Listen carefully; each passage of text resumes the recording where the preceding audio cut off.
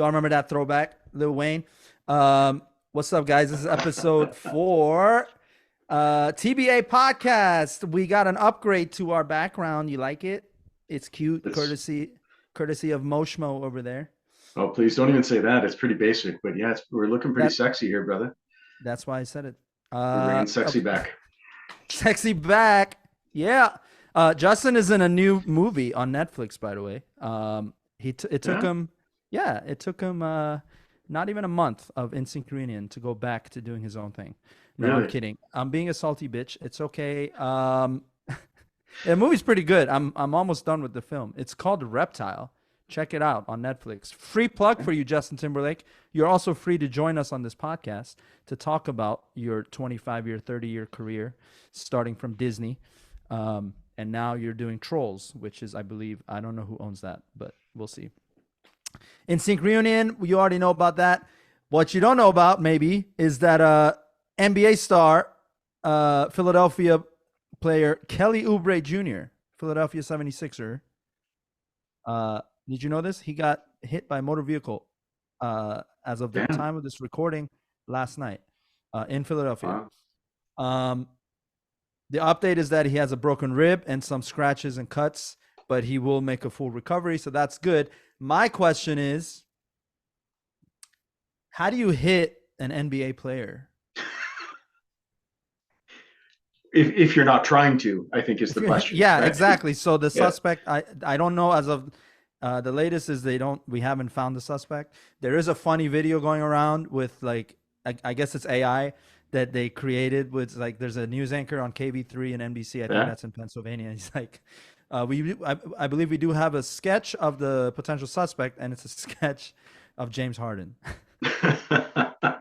Now, James Harden, anyone who doesn't watch NBA, he's been in 4 different teams. He's worked his way out of 4 different teams in less than 2 years.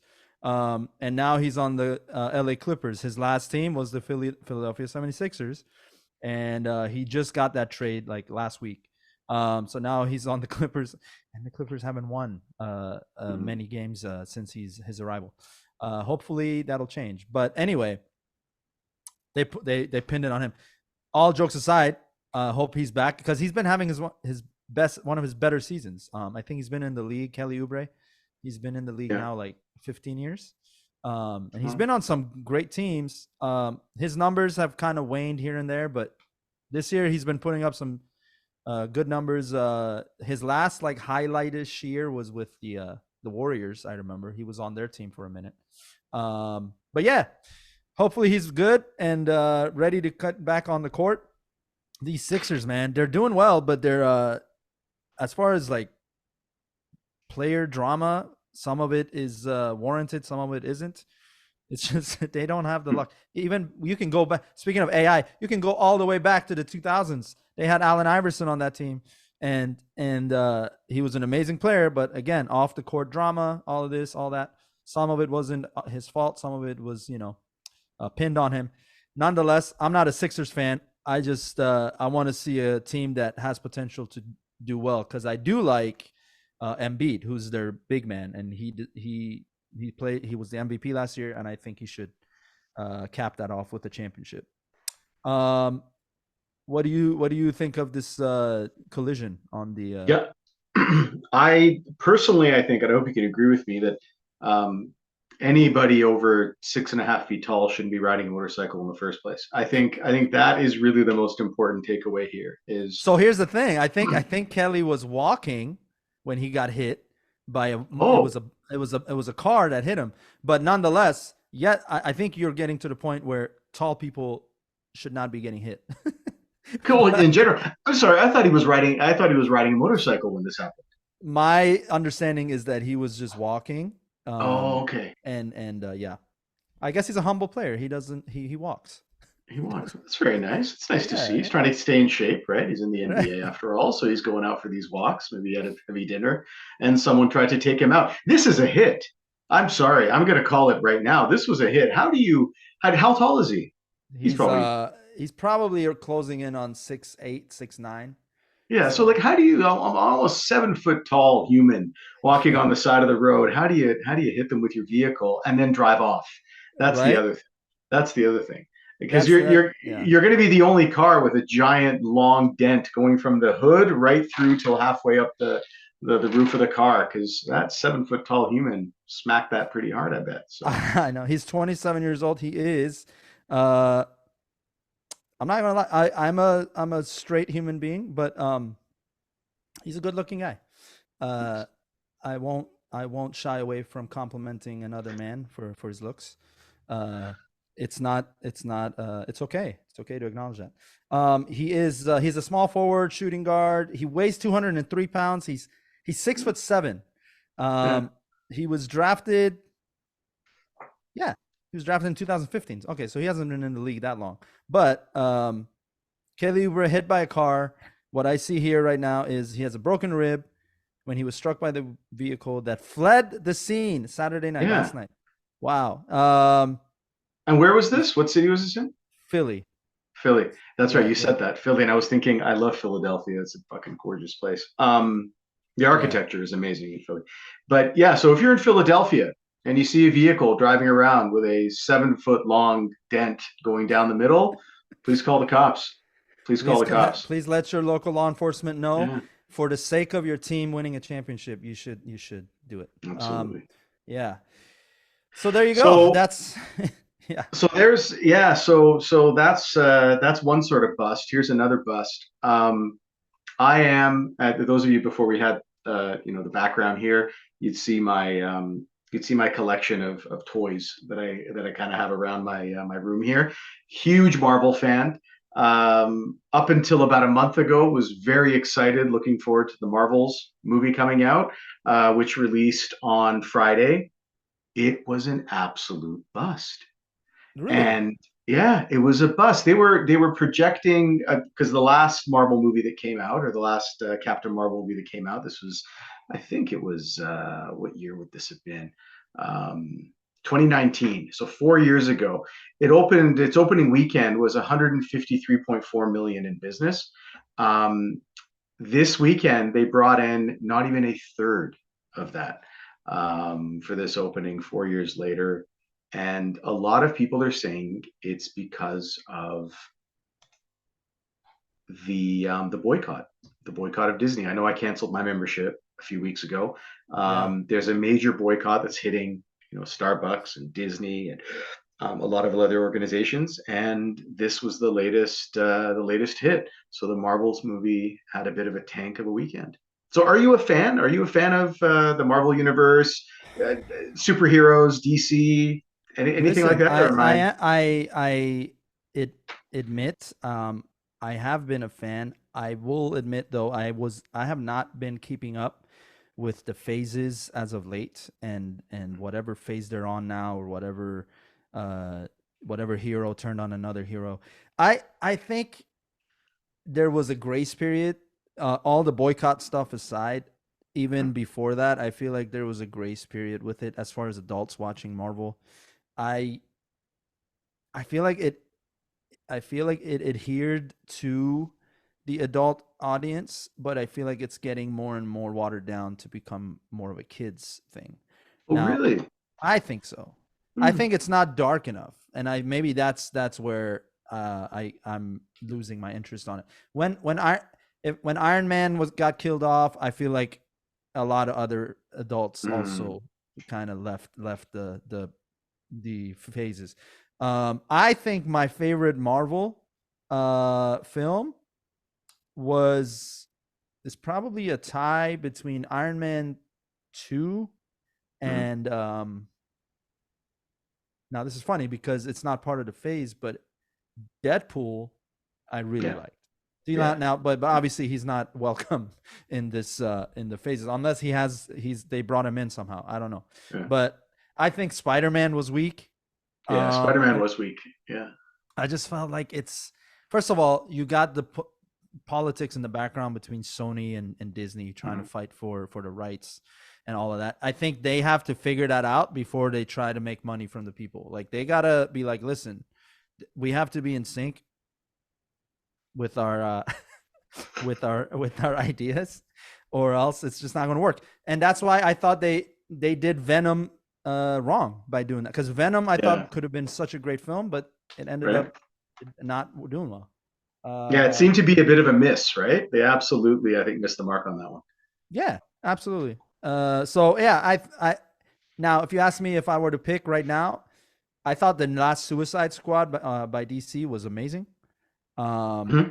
that was a great film. I thought, and it's because they didn't water it down.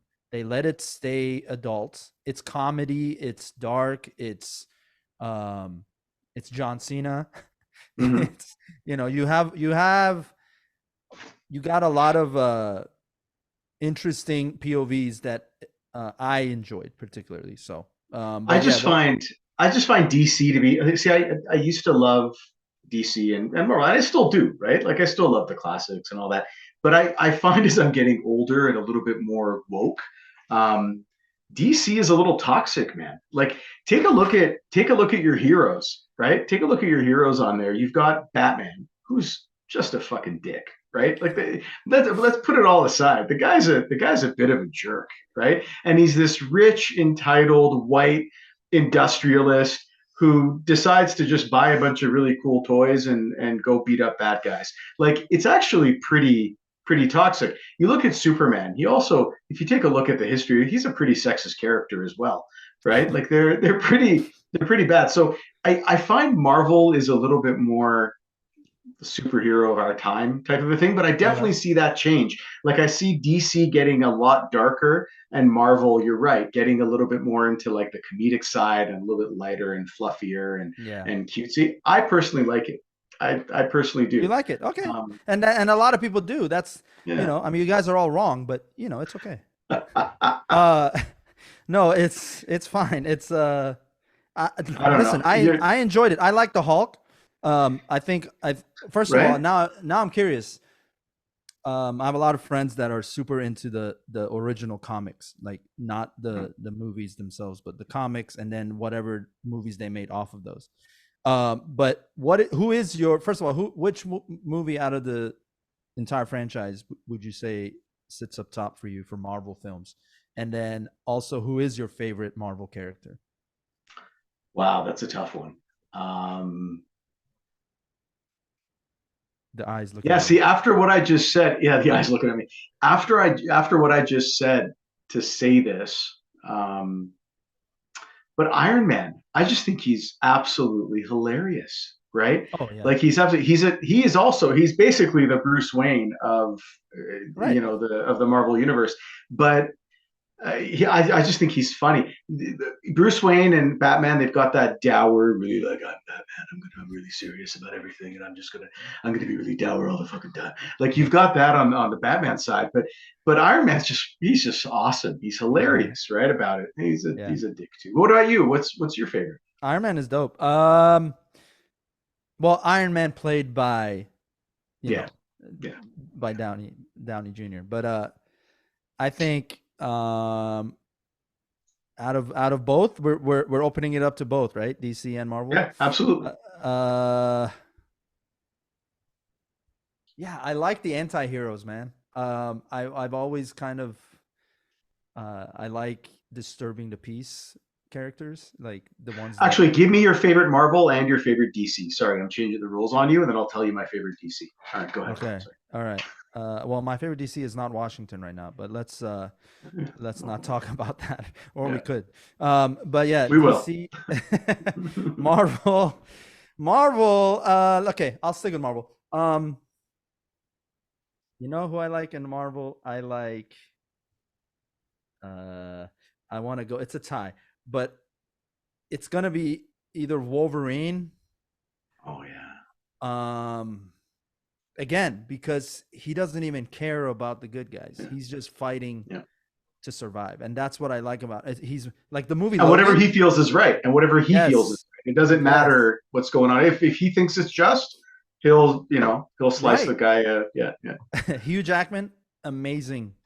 yeah. Like, there's no better person to play Wolverine, which I think he's coming back in the new Deadpool, which I'm super stoked about. Um, yeah, like Logan, that movie was amazing. I thought they made see that was the type of Marvel movie I want more of. Like that, Yeah. I can watch all day. Deadpool's also dark. character, like dark person who was an anti-hero, then he starts to become. But yeah, I would say it's a tie between Deadpool and Wolverine, to be honest. Hulk Nice. is up there, but Hulk, I feel like they need to emphasize more of his genius, but they Hmm. portray him a lot as just an angry green guy. But like Yeah, yeah, yeah, he's actually a genius. Like he's actually very yeah, smart when he's calm. So yeah. They dumb him uh down. They definitely they do. dumb him down. So that's Marvel. DC, I gotta say, with DC, I'm not a big fan of a lot of their heroes.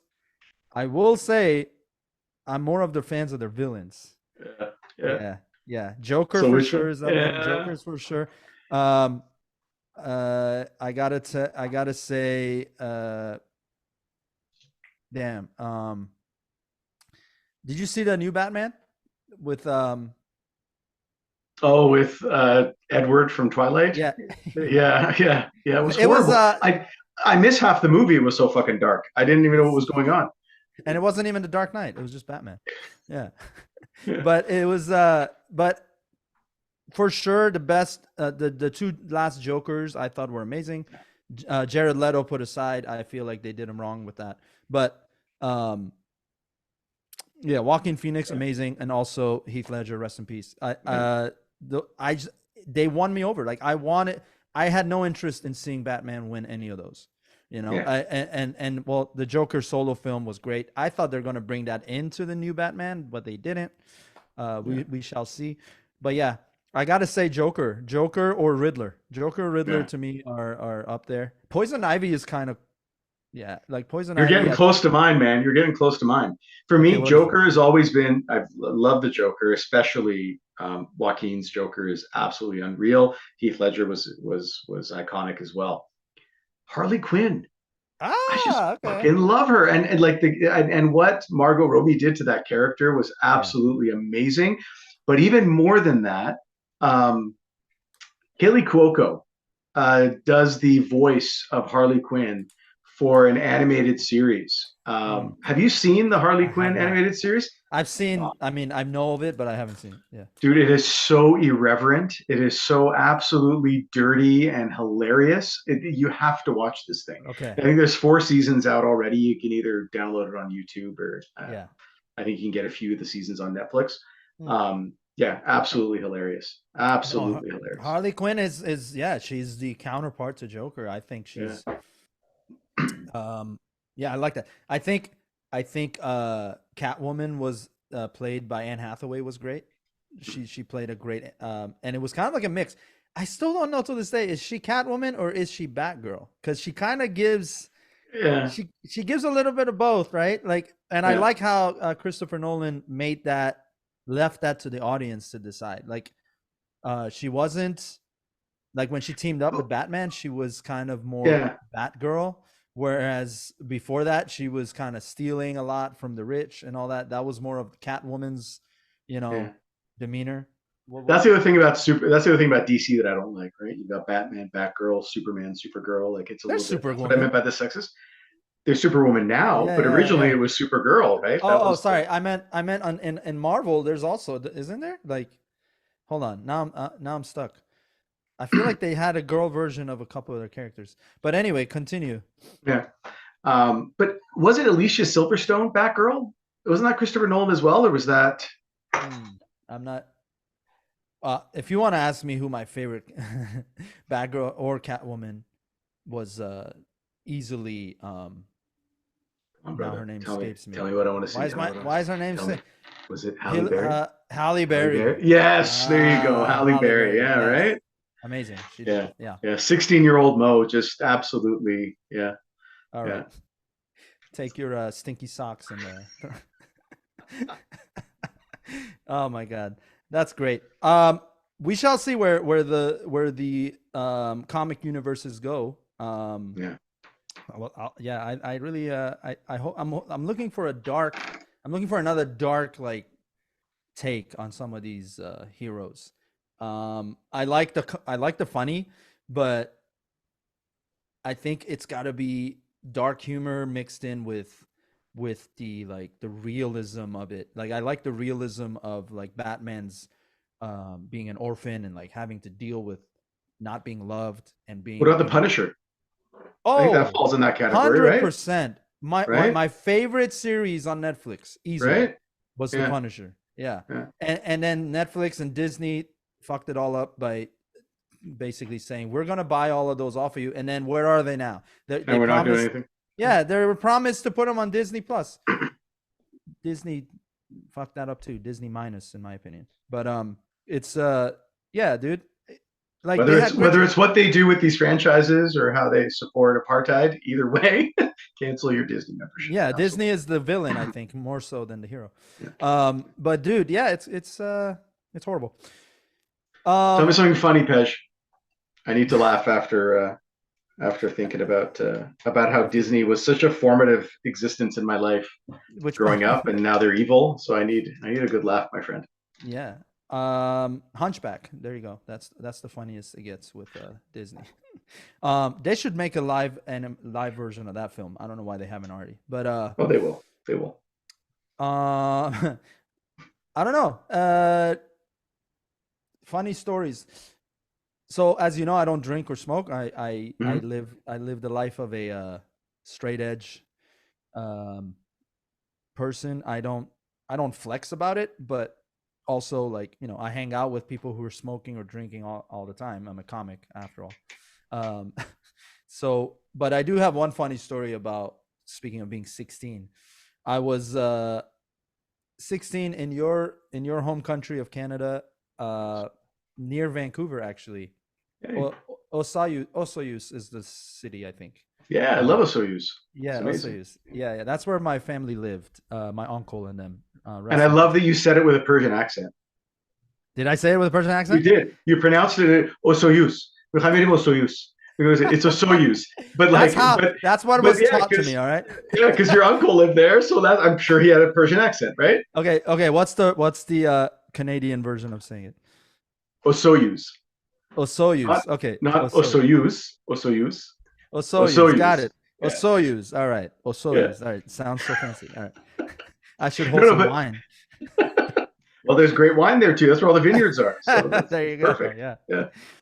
So, all right. So I'm 16, right? We go up there for a bachelor party slash wedding of my cousin, who's the son of my uncle. Both of them are now passed. Rest in peace to both of them.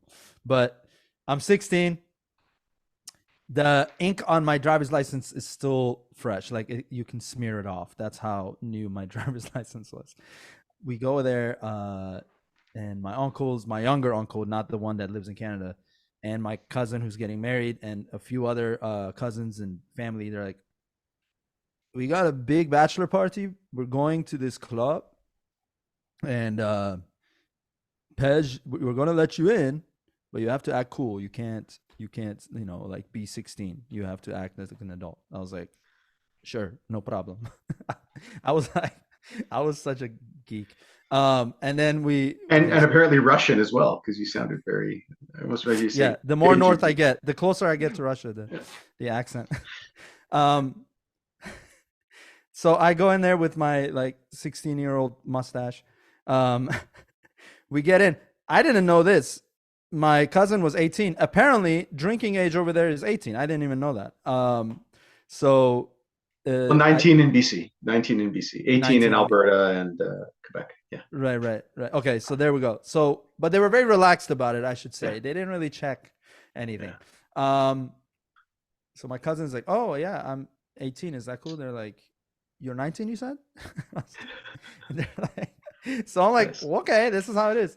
Now, I didn't even back then. I didn't have an inkling to want to drink. I more so just wanted to uh, basically be the driver if I was asked to do so. But I should tell you, this is before like Google Maps and was readily available. I don't even think we had MapQuest yet. Um, everyone gets shit faced. Obviously, they go through their party. There's no fights, which is rare, and with that side of my family, um, we actually behaved. Everyone is shit faced drunk. We're everyone's ready to go home. My uncle, the younger uncle, he's like, Pej, he throws the key. To be fair, he throws it to either one of us, my younger cousin who was 18 and me. I didn't drink. He did. Yeah. He's like, I'm not fucking driving, dude. You got it. He's like, I'm trash myself. I'm like, you had one martini, but anyway. So I ended up getting the duty of driving, bro. A lot of back roads in Osoyuz, Yep. and Yep. some fucking way I had to maneuver. My uncle sitting passenger side. He's like, I got you. I got you, Day. Don't worry. And he's like, I got you, buddy. He's like, all right, take it. Right. And literally passes out like 5 minutes in, 5 minutes into 5 minutes into giving directions. This was a 35-minute drive. We go, and and his friend, best friend, sitting in the back seat, also shit faced. My cousin out like a baby, um, and I'm just maneuvering, both hands on the wheel, like 10 and 2, like how they taught me. Like I'm still like driving like I'm taking my test, and I'm going through this. It's night, it's dark. I don't know where I'm going. I somehow, by the miracle of whatever God I believed in back then, I I I got us to a spot to which my uncle said, "Okay, everything you following my directions? This is like 25 minutes of sleeping in and then waking up and telling me if I'm following his direction." I'm like, what do I say? I'm like, "Yeah, I think this is it, right over there." He's like, "Yeah, yeah, pull over." Pull over, to which he follows through with massive vomit on the side of the road.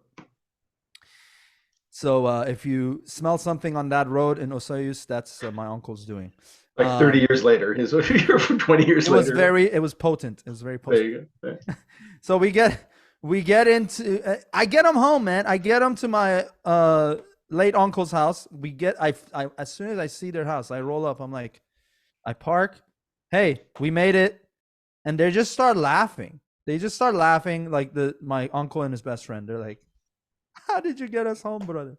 I'm like, "I don't know, but you fucking just get in. I'm traumatized. I need to go figure out how I found my way. I think I hit a deer. It's okay. Let's just get in." But yeah, that was I don't know how it happened, but I did it. I till this day I don't know how I maneuvered my way. To be fair, I think it was one shot. Like I had to just stay on this one road, and then it Yeah. was like one. I think I just made the correct left, and then it was there. So, but yeah. What about you? You have any drunken stories? So here's the thing.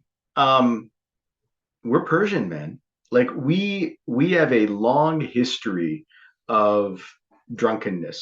We've been attributed with inventing alcohol. We have one of the most famous grapes named after one of our greatest cities, where my family's from, Shiraz. We have, Former capital for a reason. yeah, exactly. Um, Don't you guys sleep and also a lot? we are lazy. It's probably because of all the drinking, is what it is, right? It's kind of, yeah. Great people to pick a fight in because they're never actually going to come through. The Shirazis are way too lazy to actually come through I with it. They have to actually get up and fight. No, no, no. Let me just. I, I'm I having a have a nap. brother-in-law of the same region. I can concur. Yeah. There you go. There you go.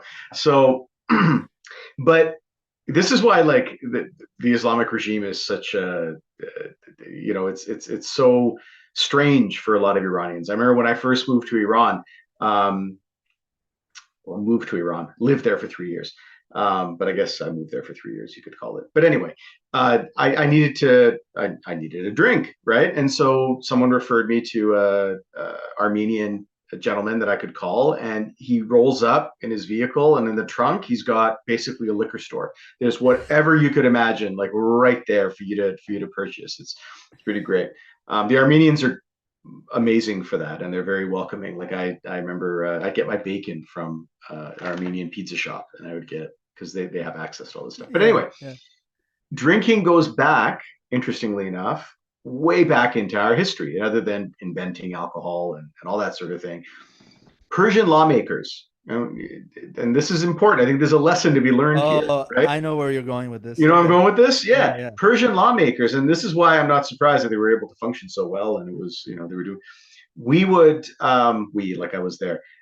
In ancient Persia, what they would do is at night, they would sit to debate a new law, and they would get absolutely piss faced. They would get drunk off their gourd, and they would sit and they would debate the law. And if they came up with, let's say they came up with, a conclusion is whether or not this is a good law to pass, they would then debate it again in the following morning when they were sober. And if they came to the same conclusion as they did when they were drunk, they would say, well, in both states of mind, we came to the conclusion that this is beneficial, and they would pass the law. It was the drug That's test, that right? is interesting. So hangover, like I guess hangovers were not considered, but it's like Yeah, just yeah, right. being like very so to be very easily agitated versus being very drunk and coming up with the same solution. That's rare because that Or, like you said, they were so hungover and the headache and the agitation, someone would say, all right, last night we decided we're going to pass a law where whatever happens. yeah. I'm not going to come up with anything ridiculous. The next one, and everyone's got a wicked hangover and they just go, fuck yeah, yeah, man, I agree. I need Just to go go home and lay turn down. the light Is off. that Turn what the it light was? off. Are you completely like shattering my view of this idea No, here? I'm not. It's Okay, not an yeah, idea. It's not a view. I think you're right. It's real stories. It's happened. It's in our history books that this happened. yeah, yeah. I'm just wondering, like, if it had to be the next morning or if there was a debate. I'm like, can we just wait like till the afternoon? So like, I had a lot to drink last night, and if they were Shirazi on top of that, they'd probably like, dude, morning. Yeah. Let's wait till like at least afternoon. Yeah, exactly. Wait, can we do this after breakfast at 3 p.m., please? Like, Yeah. yeah. I mean, it's great. I wonder how many policies went into law based on this method. I mean, I'm sure Oh, there's tons. I'm sure there's Yeah, a lot. Yeah, I'm sure there's yeah. a number on that, a statistic. But and I wonder if other countries and nations adopted this method. That I think some need to. I honestly think some need to. Look, we are coming into, um, I can't say election season, really over the next 2 years, some of the most contentious and I don't want to say important, but really critical areas of the world are having elections. The first, you guys, right? The elephant that lives just south of the border with us that is going to affect the world with every decision they make. You've got the elections down in the U.S. Then you've got the elections in Canada coming up straight up after that. well, Iran. it's an elephant or a jackass. Right now, it's a jackass. Yeah, it's a Yeah, stupefied elephant. And then you've got Israel coming up just after those other elections. yeah. So with everything that's going on in the world right now, you've got four countries that need their citizenry have some serious decisions to make, and these elections are going to be big ones. These are going to Dude, be big ones, and I think maybe Congress and Parliament and Majlis and the Knesset should really adopt this theory of let's all get drunk together and have a talk, and then in the morning when we're all hungover and a lot more amenable to each other's ideas, let's discuss it again. I don't know. What do I, you think? I like it. I would change it instead of drunk. I would switch it to smoke a lot of weed and Yes. then decide.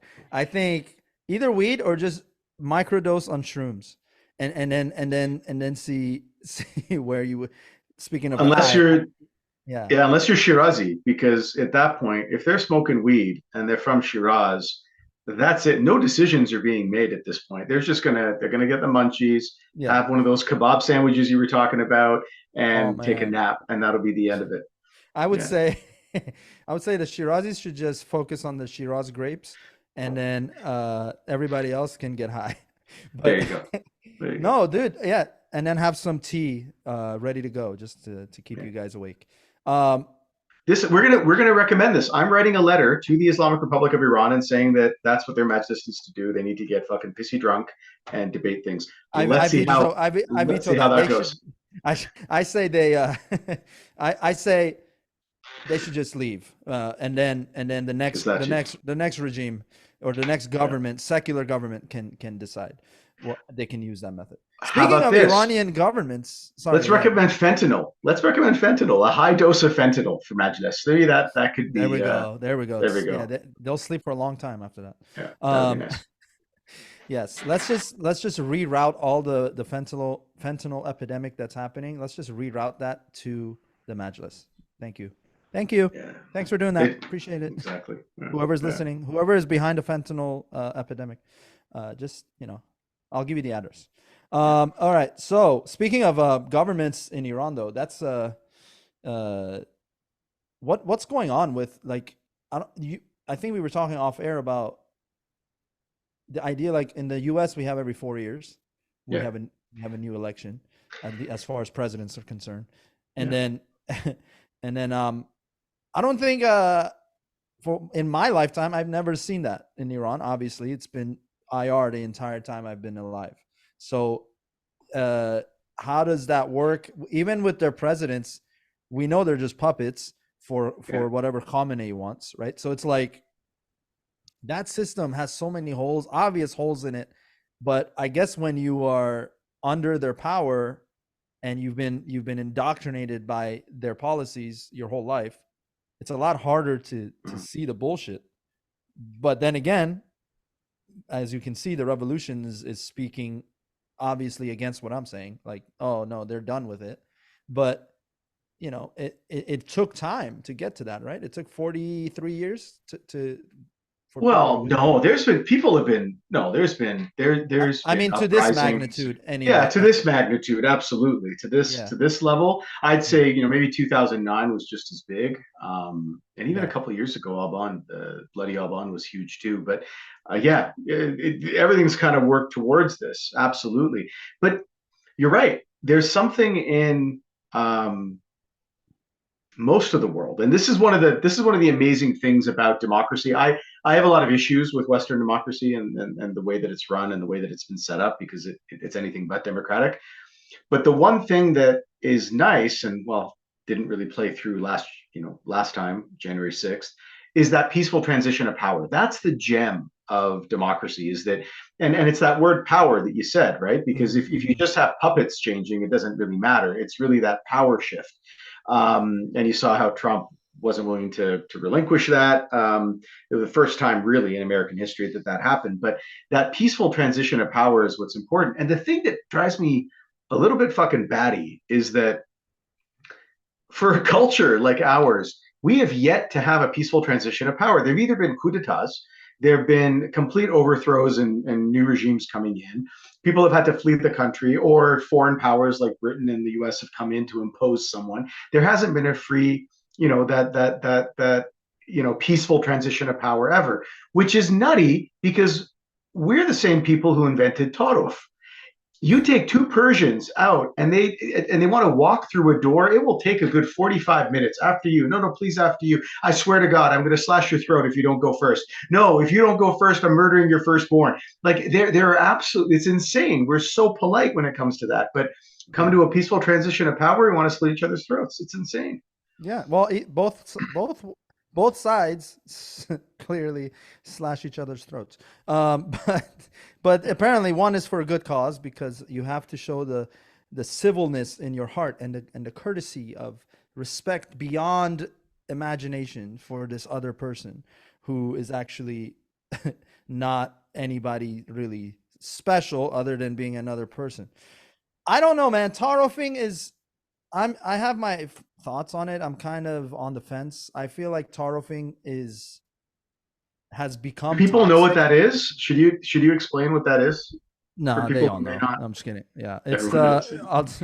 I'll tell you what tarofing means, and this is funny because I wanted to see what Google would tell me what tarof is. Obviously, I know what it is, but I wanted to see how Google AI would, which is a new thing now with Google, is it defines tarof, Taarof, is a Persian word that refers to an Iranian form of civility or art of etiquette that emphasizes both uh, deference and social rank. It can be described as a specific form of Iranian etiquette or politeness to show respect for others. That's where I'm going to say cap because I don't know if it is necessarily respectful after a little while. I feel it becomes obnoxious.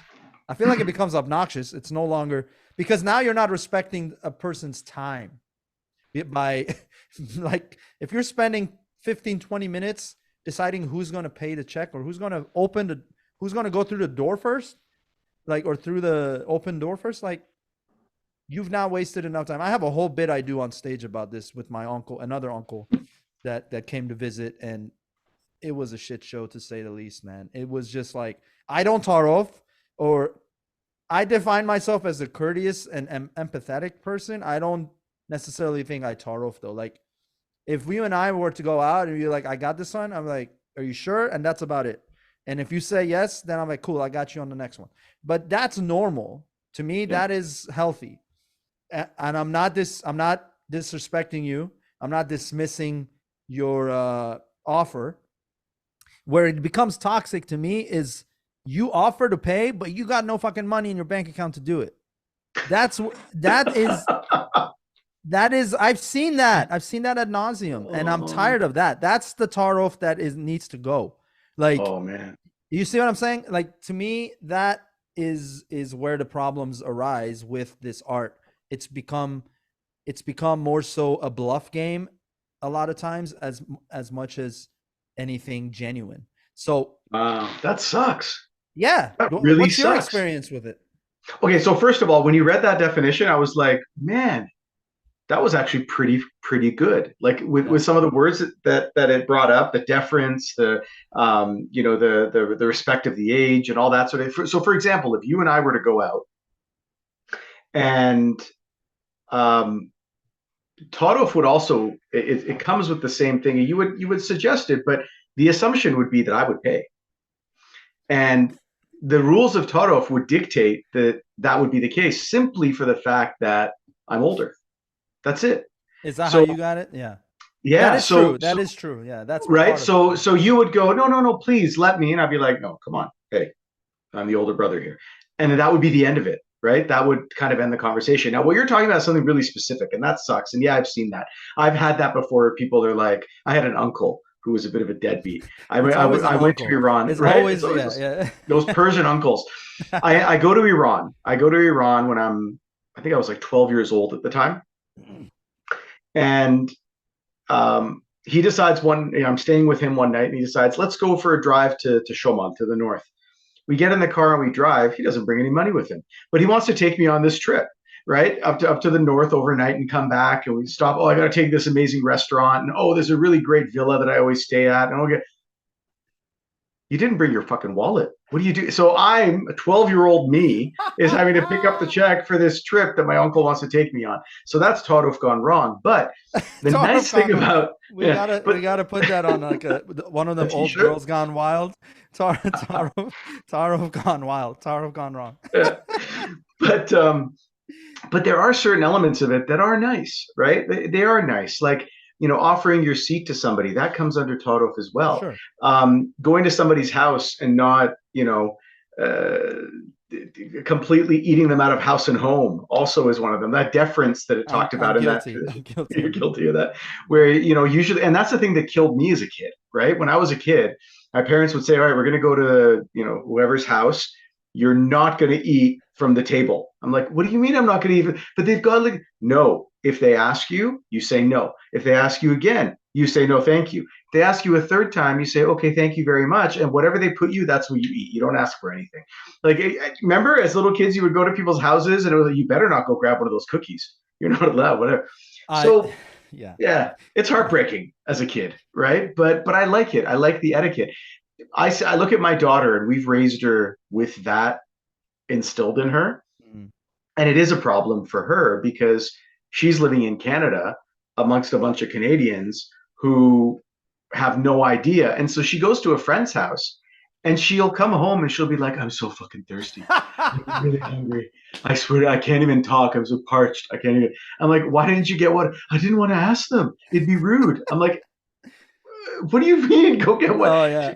So you have to make sure that the kids understand that, It's it's it's listen, tarofing is beautiful when it's tasteful. yeah, Okay. It's got to be healthy, and but I get it. When I was a kid too, man, same thing. But I was the younger of the two, and I was the only boy, and I was the youngest. You're the only boy too, right? And you're yeah. growing up, yeah. Doodool Uh, Tala, absolutely. yeah. I was I was the rebellious dude. So I was just a dick, in other words. I was the kid who Dual means dick for those who don't know. And But Doodool is just a cuter way of saying it. That's all. yeah, it's yeah, I don't know a cuter way of saying dick. Richard, yeah. Um,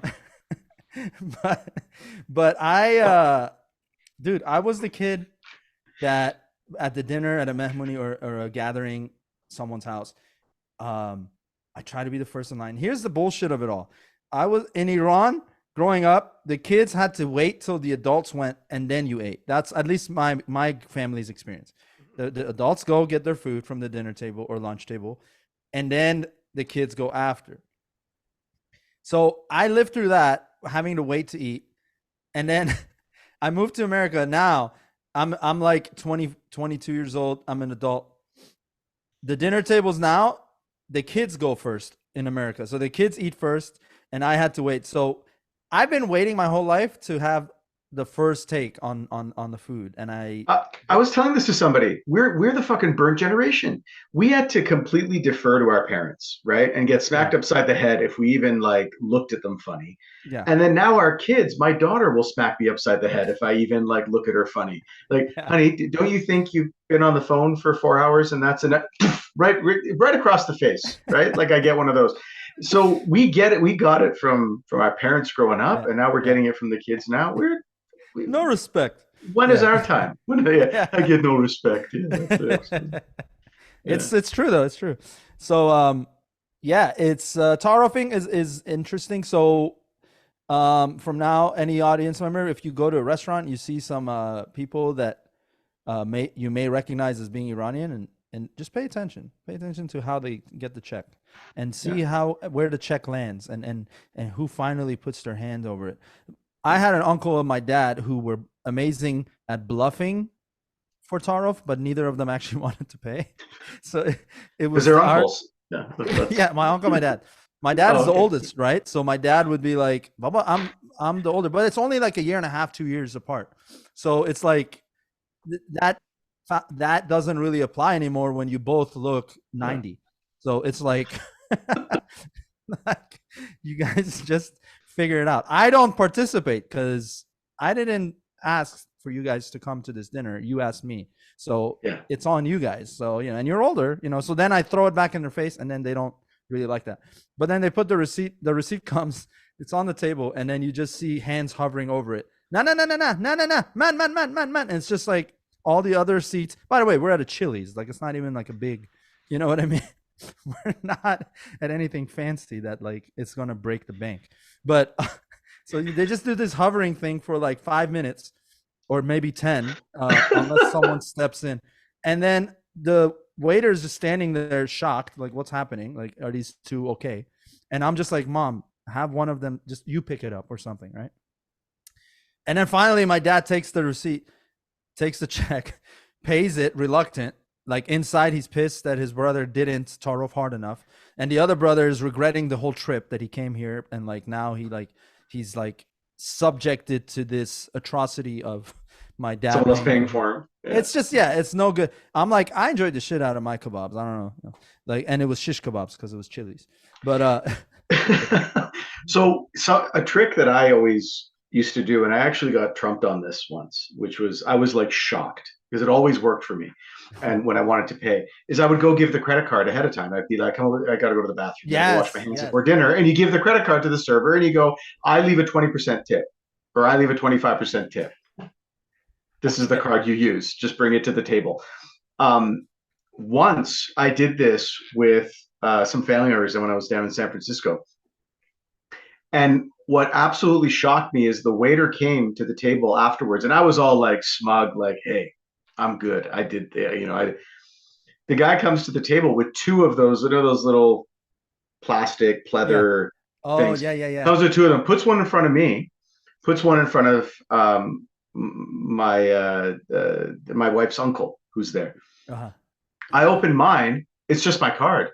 He opens up his card's already been run through. They went and did the exact same thing, It's a common tactic amongst right? Iranians, I guess. Yeah, Yeah, yeah, dude, it's true. It's true. But that's what I'm saying. It can get out of hand if if there's not like a agreed upon like level to how much you do it.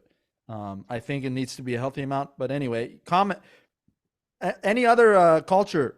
Do you guys have this in your culture as well? If you're watching this, listening to this, uh, I don't know. I know there's courtesy and respect and etiquette in many cultures, obviously, but does it apply when it comes to insisting or over insisting to either cover a charge or even like, because I've heard it in America, even like, after you, right? It's usually like a lot of times, and at the risk of sounding sexist, but not intending to, but it's usually like the man would offer the door for the lady to walk first. But now that's even being challenged, right?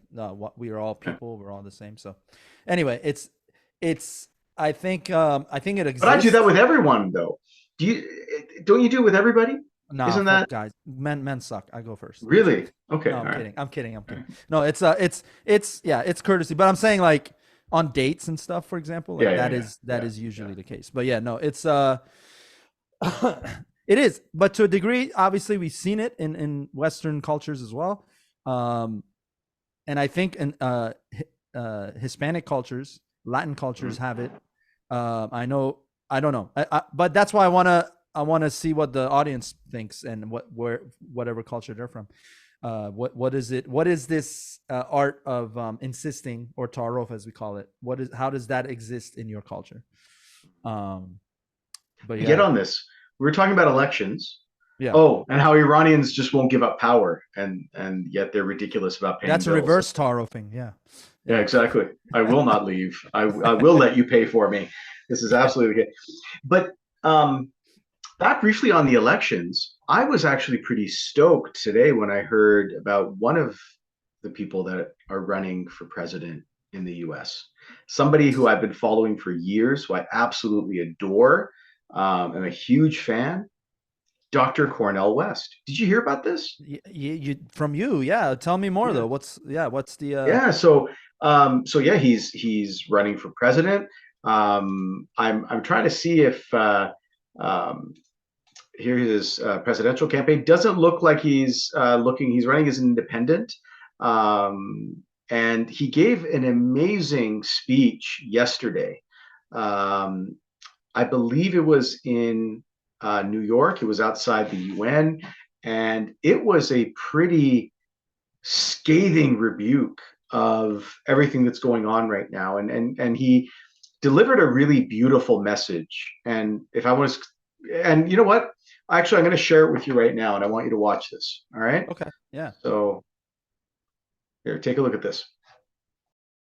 From a people for 400 years have been terrorized, traumatized, and hated, and we dish out love warriors and freedom fighters every generation, which means that we stand in solidarity with anybody who's occupied, anybody who's subjugated, anybody who's exploited, and that's why we focus on Gaza at this moment, because a genocidal attack is taking place. Yeah.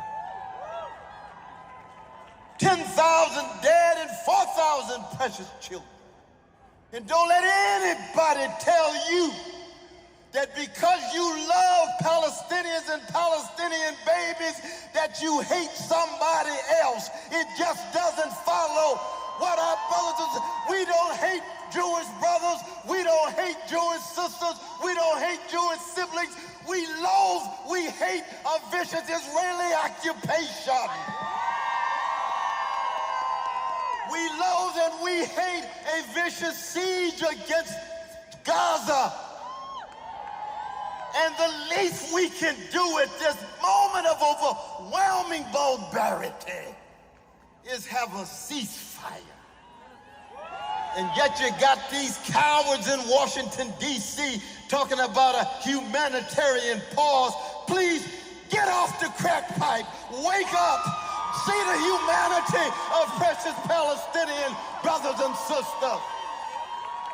And the American empire has the nerve in this building to veto a humanitarian pause with our precious Palestinian brothers and sisters being bombed. What kind of country are we?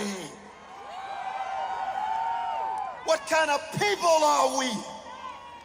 And we send a message to Palestinian brothers and sisters and siblings in Gaza. You are not forgotten. We see you. We focus on you. We give attention to you.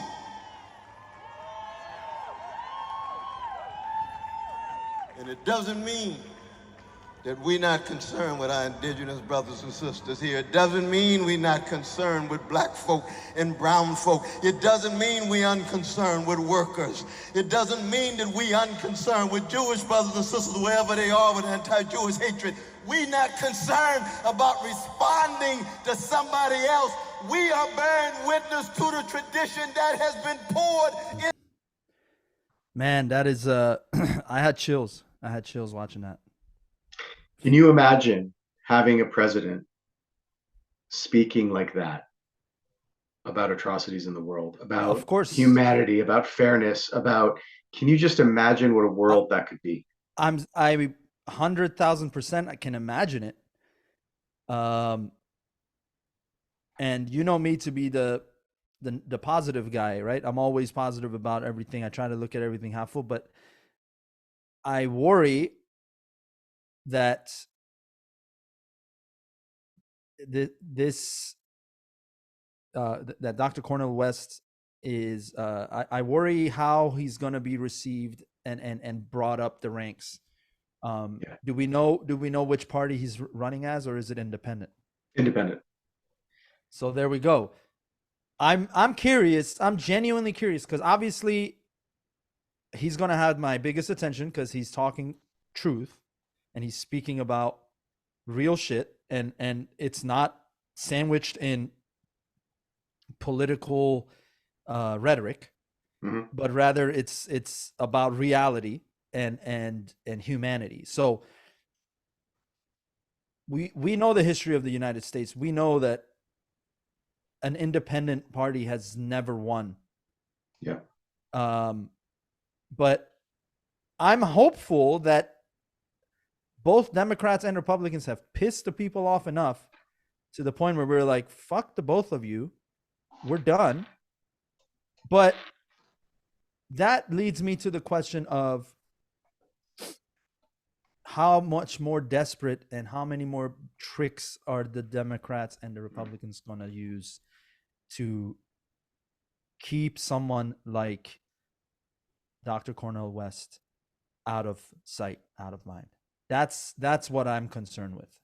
And my secondary concern, and again, call me jaded or call me, like not really a believer, but I believe what he's saying and that he means it. Is that what's going to transpire if he were to be elected as president? And once he is president, is he going to follow through with those? Because we've seen this before. We've seen other presidents, even though they were Democrats or Republicans, they said everything we wanted to hear and everything that people were thirsting for, right? They used that to rise to power. Obama was a great example of that. He knew that he was going to get a lot of votes based on the hot topics of the time, right? And then when he touched on it, and the fact that he was the first black president or person to become president, he knew that was going to help a lot. And hell, I voted for him both of those terms. But my point is, what you see in present day, and then what you see 10 years from now of what they did that we weren't aware of, that's the part. That's the part where, because that happened with Obama, and that happened in with some presidents, their corruption is obvious right then and there. Others, it's kind of hidden, and you have to wait and for time to pass, and then you see it, both internationally or domestically. For the regular Joes like myself, who's not into politics, people who are involved, like yourself, I know you're very heavily involved. You probably see it a lot sooner. But do we have enough people like you in the world where we can catch it and not allow it to even become someone of power? You know what I mean? Yeah.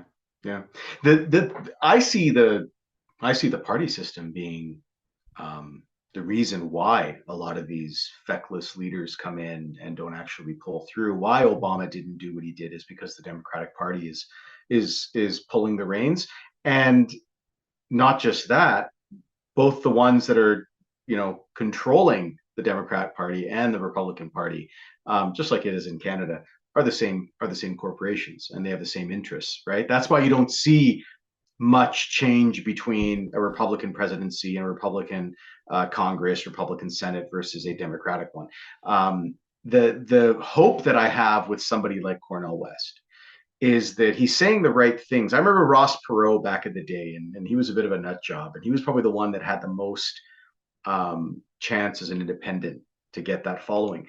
But he was again the rich man's candidate, right? And he was basically would be more aligned, I think, with more of a Trump style than, in my opinion, than anything nowadays. But when you take a look at Cornel West's platform, right, and the things that he, I'm just going to read the headings, right? He talks about economic justice, worker justice, environmental justice. That's his key thing, is justice, right? Health justice, racial justice, transformative, voter, educational, LGBTQIA plus, gun violence justice, immigration justice, and finally, the thing that I think we need the most these days, global justice. And so he's speaking exactly to what ails the people. And I find that is probably one of the most promising things about him. Not to mention that he's respected, right? He's respected in a lot of circles as well. Not only is he an intellectual, not only is he an educator, not only is he an incredible speaker, right? You saw that speech, and it was moving. It spoke to the very core and the very essence of you. And if you remember back to our episode 2, part 1, remember with Aileen?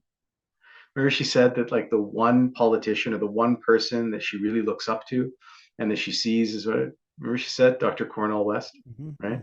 And I thought of that when I was watching this, and I sent her a message actually, and I said, hey, I think I found out who you're voting for next election because she loved him so much.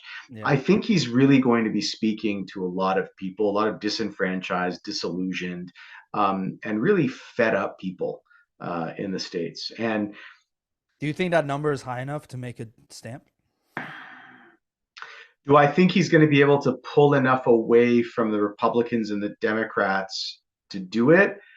Honestly, if we're looking at like a Ron DeSantis and a Biden election, I could see that happening. Yeah. Do I think Cornel West will be able to pull enough away from Trump? Definitely from Biden, he will. To be able to make that much of a dent? I don't know, because the cult following that Trump has is a little bit scary, right? Yeah, it's a little bit scary. There is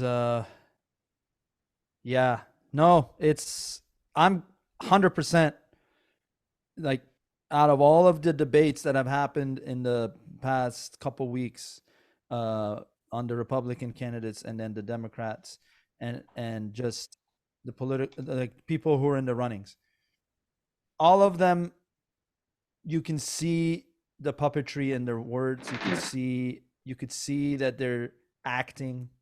You could see that they don't mean half the shit that's coming out of their mouth. Most of the shit that's coming out of their mouth. And the delusion that they think that'll still get a following.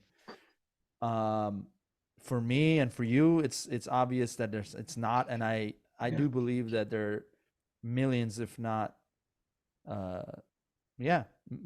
hundreds of millions, I feel, that are on the same page as us when it comes to this. I think you kill enough, you orchestrate and fund enough baby killing, I think you quickly get people to wake up and not want to fuck with you anymore. So and see through the bullshit, because we have to admit we're asleep. The society has been asleep for a long time, by design of these puppet masters, but I think it's starting to enough are starting to wake up to make a dent. And I hope Dr. Cornel West follows through with every word he just said there and more. And I hope he gets at least half the votes so that we can start to change America, man. And then that leads to a change in the world, because it's one of the most powerful countries in the world is right here. And when it's used for more killing, it's heartbreaking. It's disgusting. Yeah. Yeah.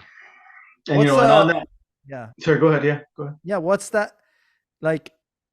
I know Canada has its own political issues as well. We do. Yeah. And then I know Trudeau has been followed around.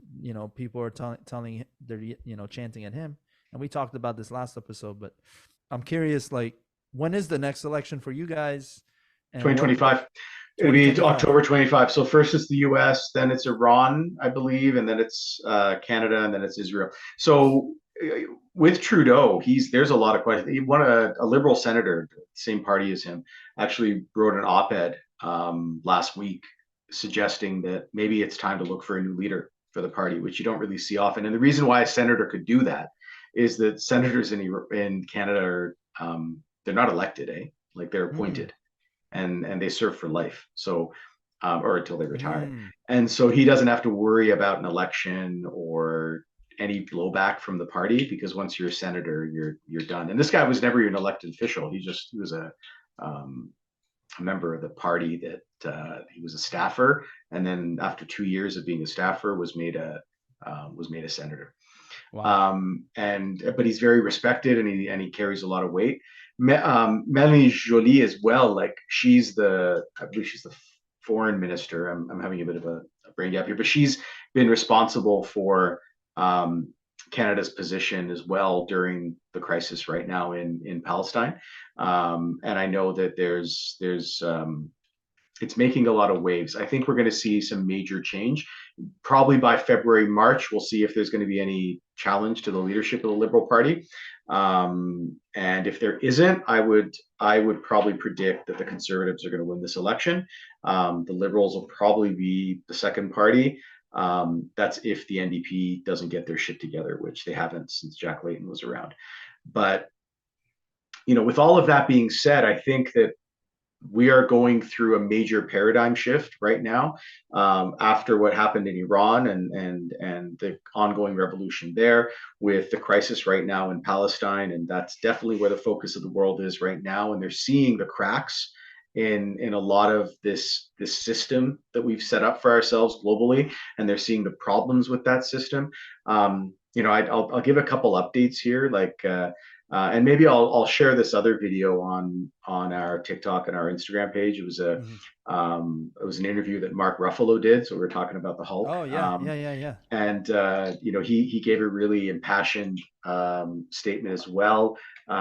Being labeled as being anti-Semitic because of his call for a ceasefire, and how that had affected him. And this entire this last month and a bit has it's really shattered people's view of the world. A lot of what they felt was right and what was going on, and what they really what they believed in. I think a lot of people have been shaken to their core,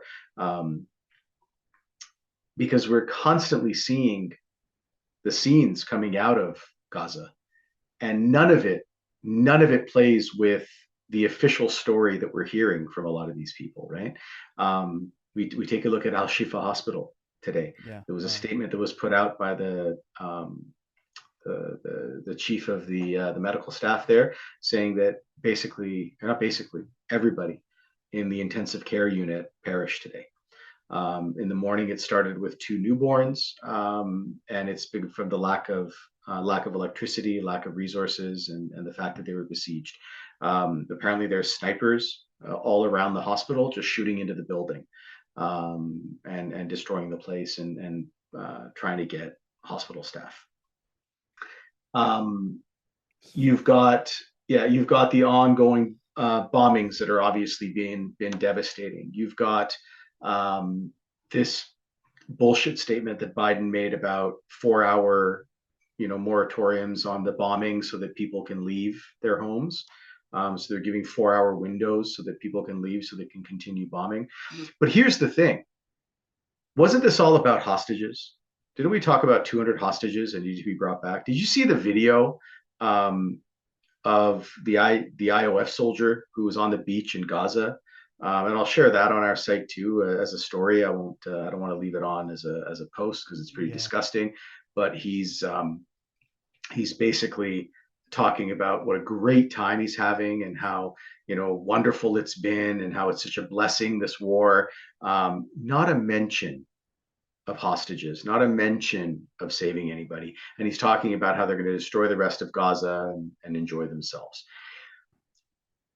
You leave it to the lesser ranked amongst this secretive power that's the real motive behind what's happening.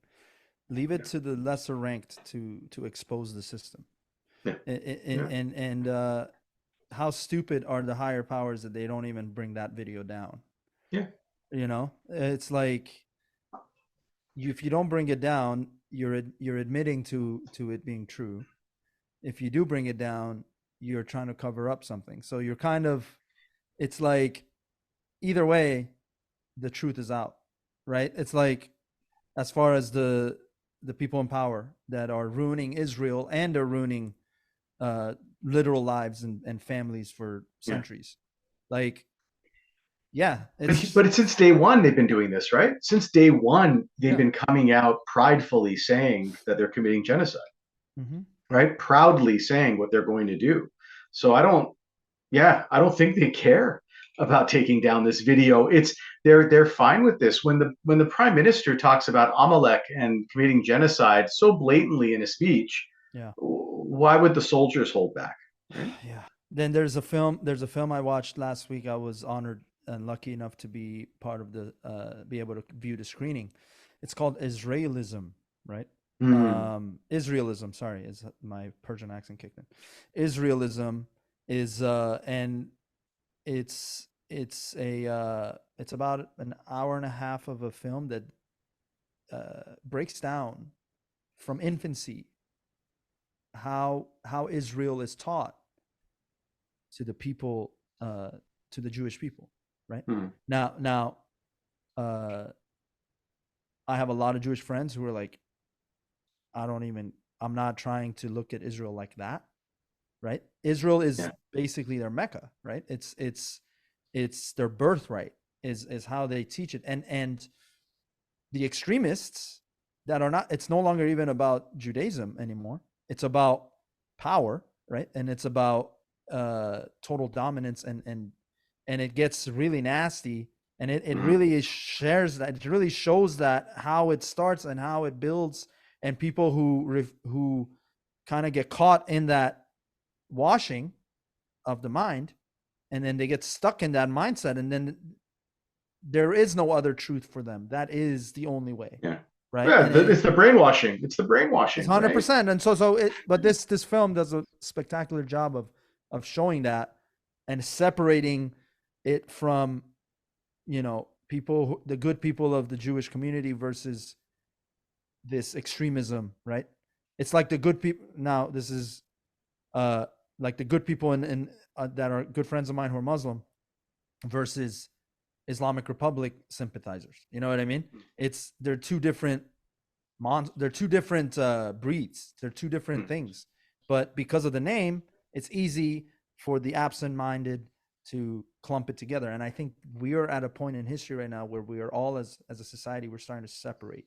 We're starting to separate IR from Islam. We're starting to separate extreme Zionism from the Jewish people. So, but here's the thing: I would purport, and there's a lot of people that think like me who would say that the Zionist experiment was never about religion, right? It was absolutely about power and about securing British colonial power in the Middle East and American influence in the Middle East. It had nothing to do with religion, because if it did, they're doing far more harm than any good.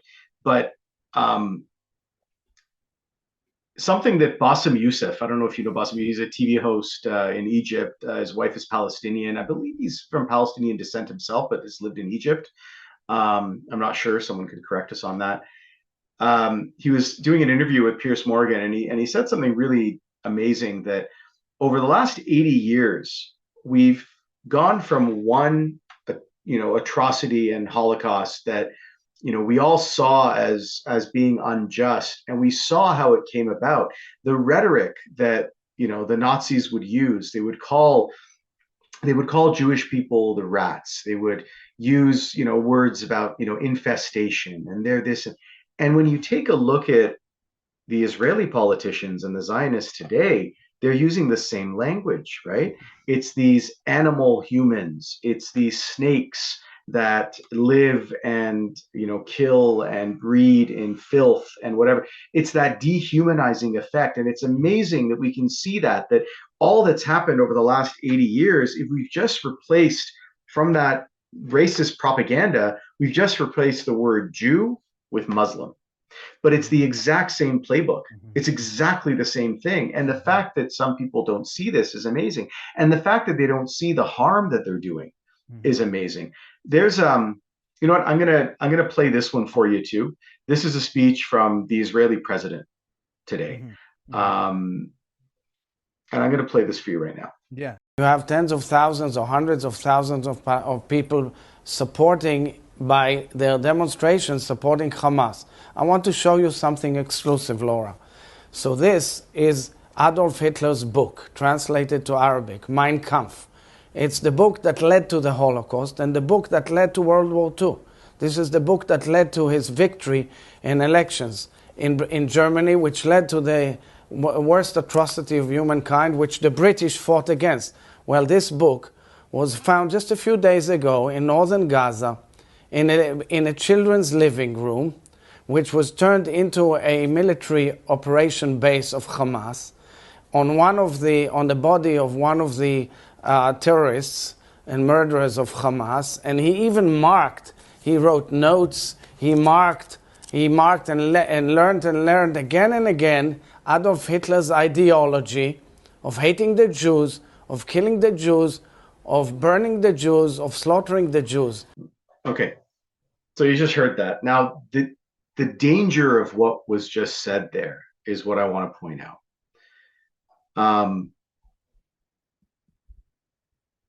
First of all, can I mention a pet peeve here as an aside? Why do they call it Hamas? I have no idea. Hamas, I get. You're trying to claim Hamas, but Hamas, there's literal cities in Israel like Haifa. The H is a letter, but these are the sort of things that I'm talking about. Why that harshness of the name, Hamas.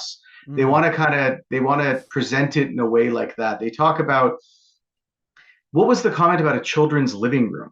I don't know what a children's living room is, first of all. I have no idea what that means, a children's living room. Yeah. But why are you mentioning a children's living room and then saying it was found on the body of a Hamas fighter who presumably was killed, most likely in one of those bombing attacks? And you saw in the video, the book looked like it just came out of Barnes and Noble, right?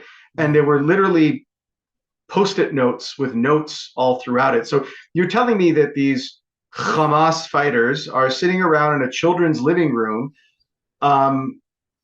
with Post-it notes, studying Adolf Hitler's Mein Kampf. What is this going to bring you? Well, let me tell you what it brings you, right?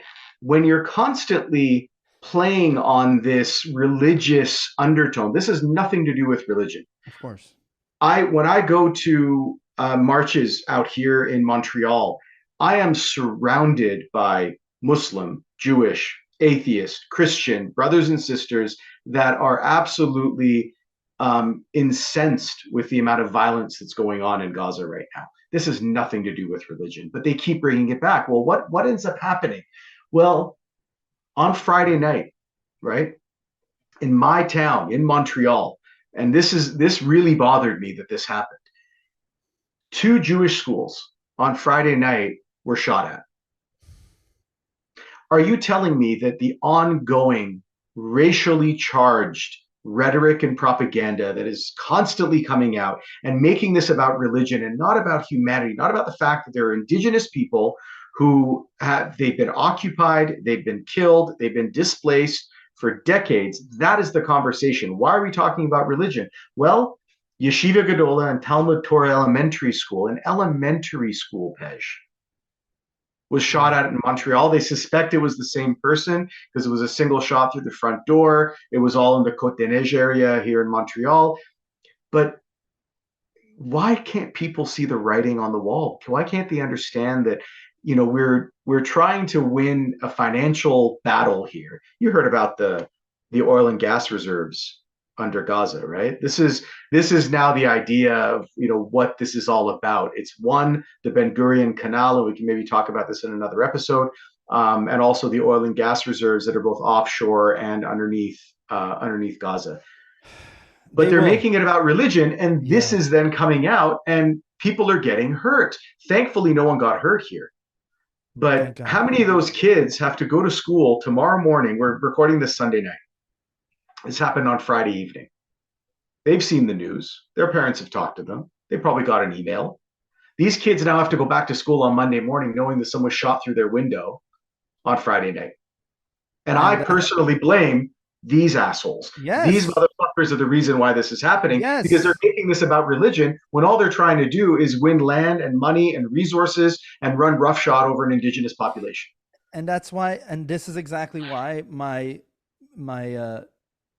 first of all, thank goodness that no one was harmed from these shootings. You also know that elementary school, Jewish school, you know how that is very important news that must be shared, and it will definitely be shared at where I work at, and I'm sure they're going to be talking about this as well, as they should. We've already been discussing a lot of this security measures. The security measures have been heightened, and for what? And for the same dangerous rhetorics that are shared by the president of Israel. Like that is more dangerous for the Jewish people as much as it's dangerous for the Muslims. It's dangerous for the innocent. The corrupt, they're sitting in their fucking mansions, not having to deal with any of the ramifications of this. And that's what we keep going back to, is as long as we listen to mainstream media and what they're sharing with us, the more we're playing into their hands. What we have to do is, honestly, it's easy and it's hard. You just have to shut it off and go after humanity and just think with, you already have all the information you need to understand wrong from right. And the wrong is obvious. One child being killed, I don't care where they're from. It's, if they're innocent, even if they're not innocent, it's a child. And the brutality destroys the fabric of your society, right? And then and forget about us adults. Those same children who have to go to these schools, now they got trauma that they have to live with for probably the rest of their lives.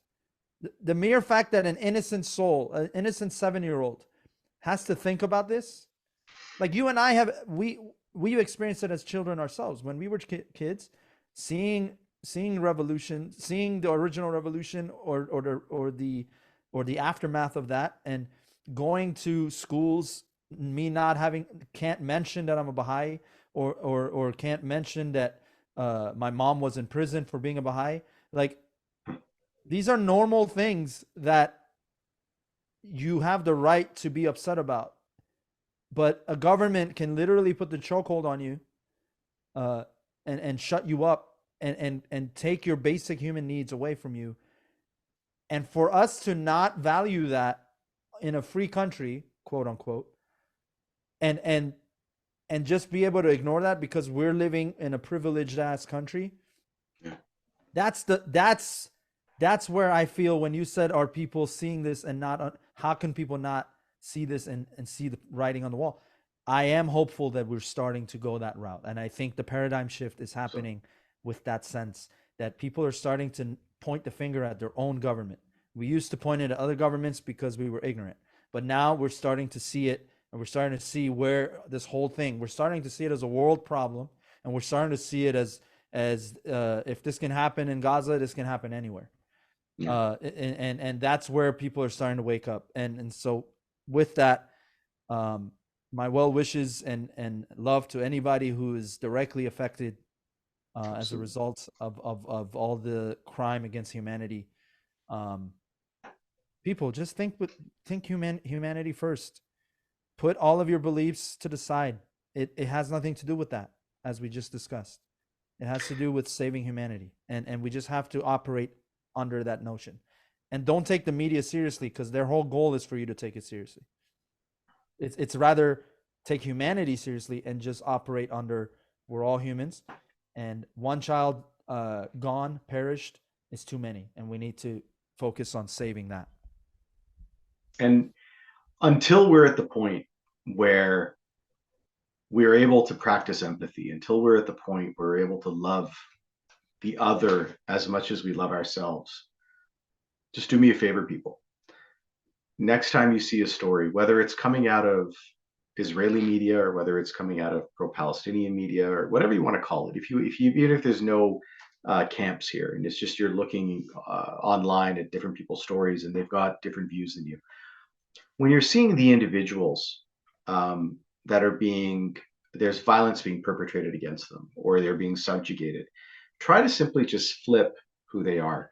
Imagine it's one of your people. Imagine it's one of your children. I saw a video of an Israeli armored bulldozer driving over a Palestinian who was alive, screaming, Yeah, oh my and God. basically popped his head like a watermelon. And when you look at that, don't look at it as an inhuman Hamas fighter who's wading in filth and beheading babies, because that's all bullshit. Look at it as, what if that was someone that you cared about? I know you don't, but what if it was someone that you cared about that was just being rolled over in a bulldozer? Even if that's someone that you detest and hate, the most repugnant person in the world, that isn't the way that someone should be treated. And the fact that another human being can do that, can ride over them in a bulldozer and murder them in that fashion, says a lot more about that individual than it does about the one that's being squished under the tracks. And we need to be able to do that. We need to be able to put ourselves in that other person's place. We need to also try to use that imagination. We've used our imaginations quite a bit over the last month and a half, month and a bit. Let's use those imaginations to put ourselves in that other person's place and put a loved one there. When I see the shootings that happened here on Friday, I imagine, what if it was my daughter's school? It doesn't matter, what religion, what area of town, what the demographics are, who goes there, what the name of the school is. Imagine it was your child's school and some asshole decided to drive by on Friday night, shoot the school up so that your kid would be worried and concerned and scared and beside themselves on Monday morning. Imagine if it was your cousin, brother, uncle, nephew who was rolled over by a bulldozer. Imagine if it was, your sister who was giving birth and that child needed to be put in an incubator, but there was no electricity. And so they had to basically say goodbye to their baby that they had just given birth to. Why? I don't know. Because they were born in the wrong patch of dirt on this planet. So put yourselves in that position. Please try to have a little bit more empathy and look at the actions. Look at the actions, not the people. Look at what's happening. Look at who's dropped more bombs than Hiroshima and Nagasaki combined over the last month. Look at the number of children that have been killed. Look at the fact that in order to get one Hamas fighter, they bombed 400 people in a refugee camp to kill one person. And they call it human shield, something that only Israel ever says. No other country in the world uses this term other than the US to talk about what Israel is doing. So just look at the actions and ask yourself, is what's going on okay? And I'm pretty sure you'll come up with the right answer. Love. It's got to be your lens, love. And we're all people. And relationships to these people is simply on a human level. So what Mo said is exactly that. Just love people first. the hate is manufactured, and I'll never have enough information to hate on someone. And everybody was born a human. They never chose where they were born. Even serial killers, when they're given their death sentence, the lethal injections are and there's 3 injections that they get, and one of them is to numb you from feeling anything, and that's for a serial killer. So operate in love. That's the answer to this. Okay, love people first. Forget what religion they are. Forget what their beliefs are. All of that is third, fourth on the list. Honestly, it's not important. Let's save humanity. Love you guys. Thanks, everyone.